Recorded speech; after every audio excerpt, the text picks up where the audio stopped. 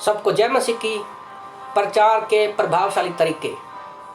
तो जब भी हम सड़कों पर प्रचार करने जाते हैं, चाहे आप अकेले जाते हो, जहाँ आप टीम में जाते हो, जहाँ आप प्रेज मार्च कर रहे हो, किसी तरह भी आप जाते हो, तो सबसे पहले हमें इस बात का ध्यान रखना है।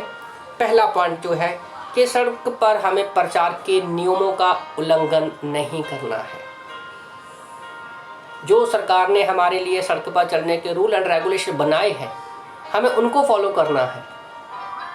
क्योंकि इससे क्या है, अगर आप रूल फॉलो नहीं करते तो हम ऑटोमेटिकली अपने पैरों पर खुद कुल्हाड़ी मारते हैं और हम उस मार्ग से भटक जाएंगे जिस मार्ग के लिए प्रभु ने हमें रखा है, सुसमाचार सुनाने के लिए। तो सबसे पहले हमें खुद सरकार के दिए रूल फॉलो करने हैं। दूसरा पॉइंट क्या है, जब आप किसी से सुसमाचार सुनाते हो तो उसके अस्वीकार और प्रयास की आशा की अपेक्षा करें। उसके अस्वीकार और प्रयास की आशा रखें।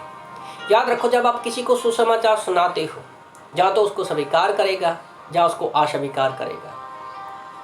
तो हमें दोनों की आशा रखनी चाहिए कि कम से कम उस व्यक्ति ने सुसमाचार को सुना तो सही। तो ये हमें कोई ना कोई एक आशा होनी चाहिए कि उसका प्रत्युत्तर क्या है। हमें सिर्फ प्रेम से लोगों को सुसमाचार को सुनाना है, लोगों पर थोपना नहीं है ये, क्योंकि ये परमेश्वर का कार्य है। हम अपने सामर्थ्य में इस कार्य को नहीं कर सकते। पवित्र आत्मा की अगुवाई में ही हमें इस कार्य को करना है। और जब हम लोगों को सुसमाचार सुनाकर ख़त्म करते हैं तो उसको कुछ समय के लिए मौका दो, ज़बरदस्ती मत करो उनको निर्णय लेने में। तीसरा पॉइंट क्या है कि लोगों को एक निर्णय लेने का प्रयास करें और आप उनकी सहायता करो, मदद करो कि वो परमेश्वर के प्रति, सुसमाचार के प्रति अपना निर्णय ले। ओके, क्योंकि वो आपके शब्दों को देख रहा है, आपकी गवाही को देख रहा है, आपके बिहेवियर को भी देख रहा है। तो पवित्र आत्मा की अगुवाई में हमें उनको निर्णय लेने में क्या करना है, एक समय देना है। और अगला पॉइंट जो है कि जो लोग सच्ची रुचि दिखाते हैं उनकी सहायता करने को तैयार रहें। कुछ लोग होते हैं, जब आप सड़कों पर जाते हो, जब बात करते हो, कैसे भी सिर्फ टाइम पास करते हैं या डिबेट करते हैं, उनमें कोई रुचि नहीं होती। पर कुछ लोग होते हैं जो सच में पवित्र आत्मा के द्वारा तोड़े होते हैं कि वो सुसमाचार सुने। तो आप उनकी सहायता के लिए, मदद के लिए क्या है, हमेशा तैयार रहना है आपको। अगला पॉइंट यह है कि यदि कुछ लोग रुचि दिखाते हैं तो उस स्थान पर दोबारा से जाए।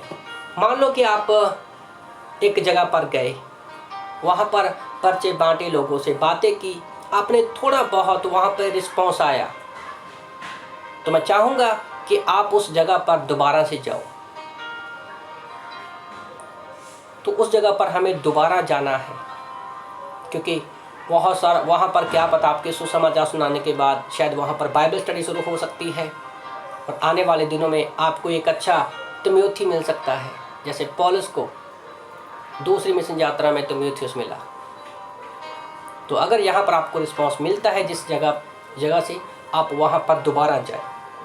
अगला पॉइंट क्या है, अगर कोई व्यक्ति जल्दबाजी में है, उसके पास समय नहीं है आपकी बात सुनने का, तो उसके लिए एक सुसमाचार का पर्चा छोड़ दे। जैसे हम लोग ट्रैक्स बांटते हैं सड़कों पर, एक सुसमाचार का पर्चा छोड़ दे ताकि वो बाद में पढ़ सके और उद्धार पा सके।